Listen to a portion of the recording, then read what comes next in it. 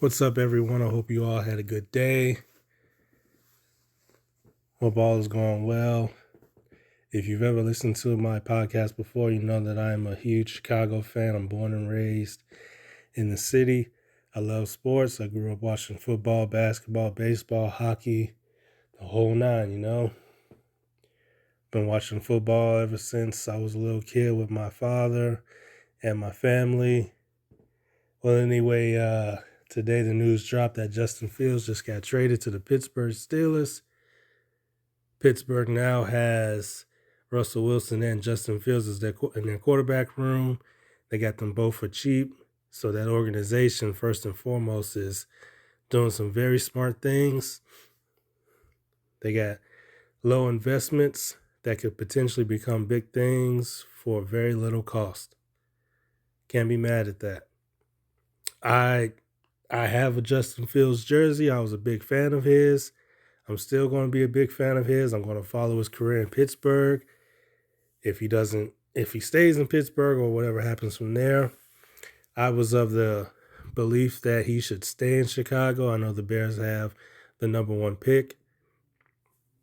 This has nothing to do with the new guy who it's supposed to be Caleb Williams. It better be Caleb Williams at this point and not any of the other quarterbacks. But hopefully it is going to be him.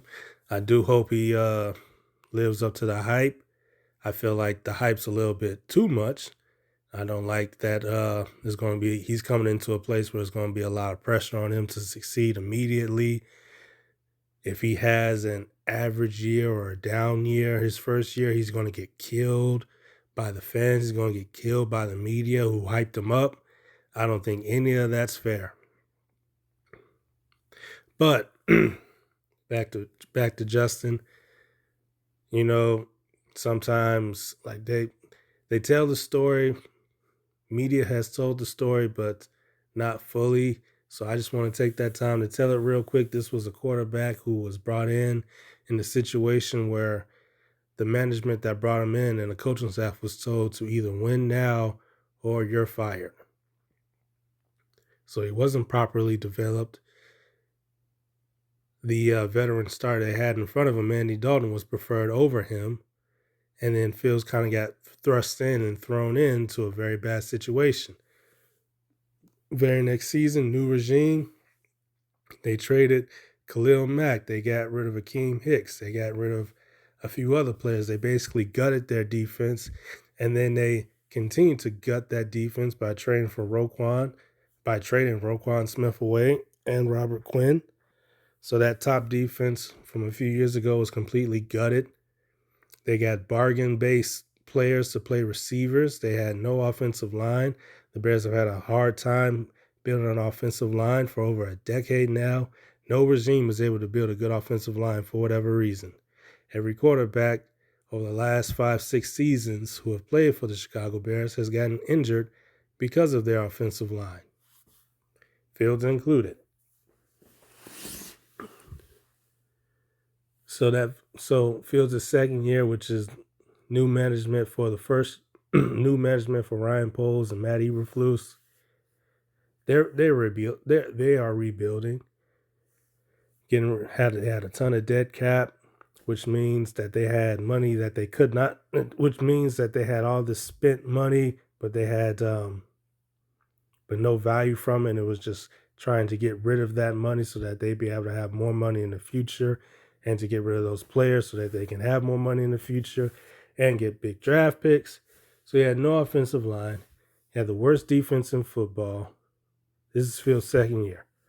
Had rookie head coaches, rookie coaching staff, had an offensive coordinator who did not want to work with Fields, who, as soon as he got here, he changed Fields' footwork, his stance,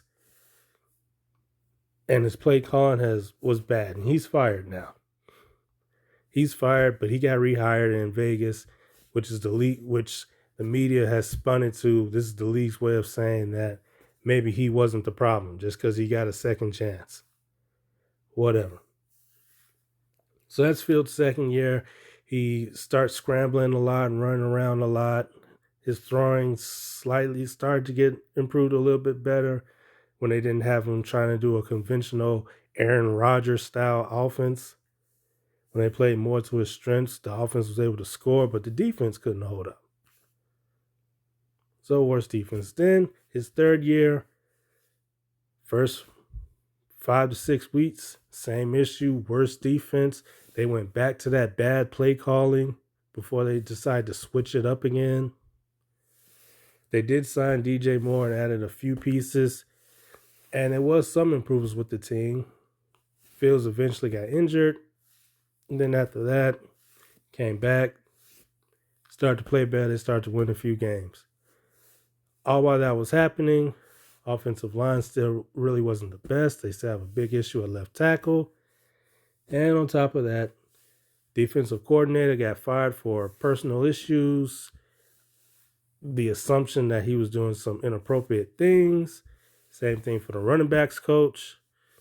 And as of about, a week ago or so, one of their top signings came out talking about having to go to therapy for a sex addiction. The only reason why I bring that up was because there was obviously some type of improper misconduct happening within the Bears organization in the first place, and then that little cherry on top goes on. So all this stuff is going on while you're quote unquote trying to develop somebody. Oh, and on the flip side of that, the veteran quarterbacks that he had that he could have learned from, they all got cut or went somewhere else.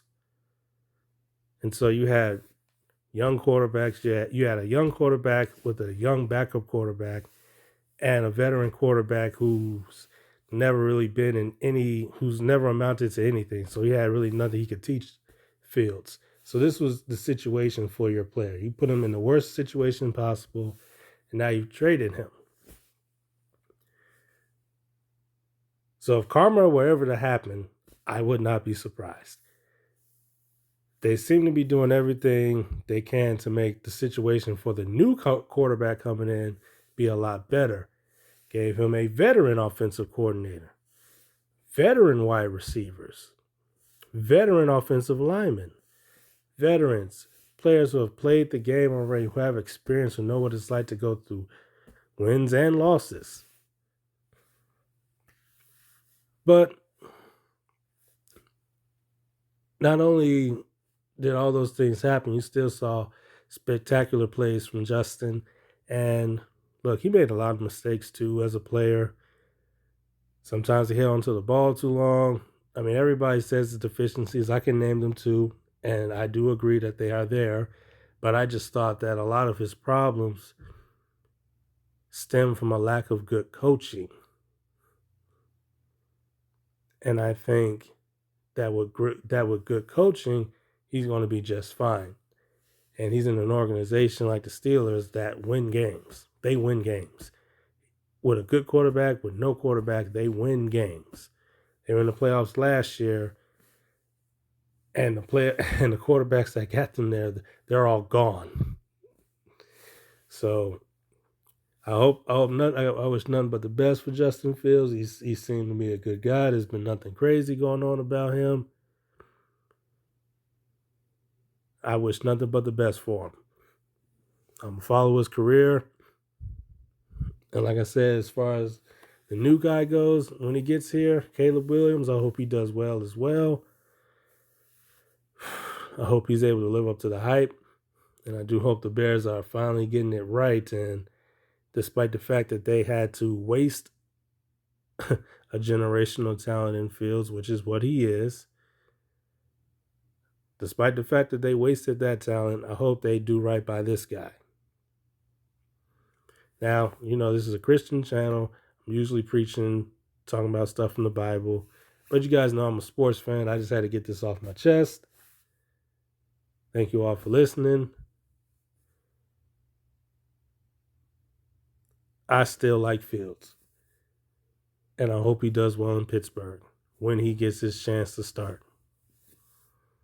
Y'all have a blessed night.